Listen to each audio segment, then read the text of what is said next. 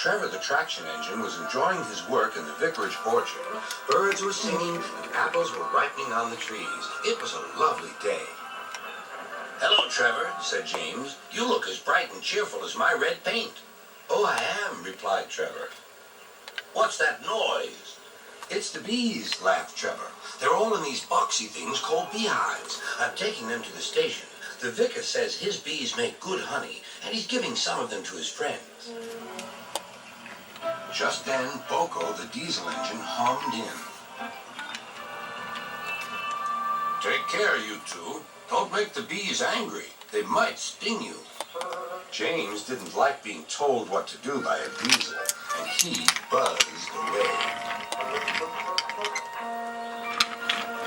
"Goodbye, Trevor," called Boko, and set off to see Duck at the next station. Bill and Ben, the tank engine twins, were busy arranging cars, but they scampered off when they saw Boko.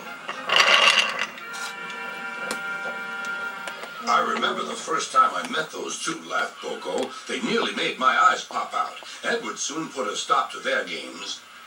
"Edward is the only one who can keep Bill and Ben in order," chuckled Duck. "I sometimes call them the bees." "A good name," replied Boko. "They're terrors when they start buzzing around."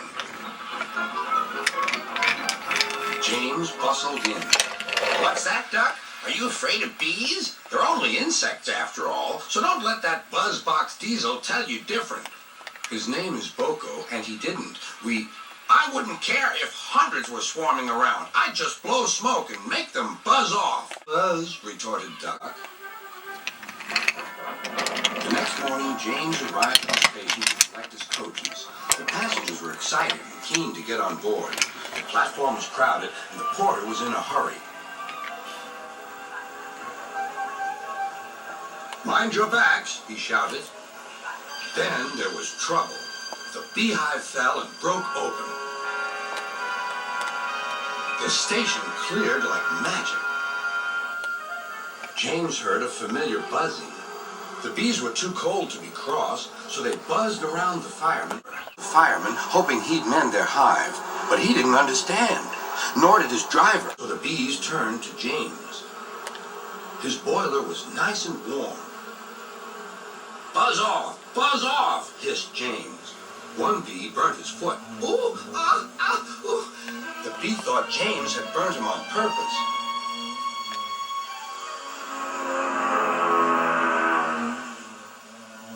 So it stung James right back on the nose. "Eee!" whistled James. He had had enough. So had his fireman and driver. They didn't notice till too late that they had left all their coaches behind. They tried everything to get rid of the bees. Coaches spun the turntable, but to no avail. They tried washing them off, but the bees clung harder to James's warm boiler. Then they tried smoking them off by going through a long tunnel, but still the bees wouldn't go away. "It's no good, James," said his driver. "We'll just have to go back to the orchard and fetch another hive." James's reply was drowned by the sound of buzzing. The vicar was waiting anxiously for James. When he arrived, the bees swarmed straight into their new home. "Come on, James," said his driver. "What you need now is a good hose down." Later that evening, James was resting in the shed when the vicar came to see him.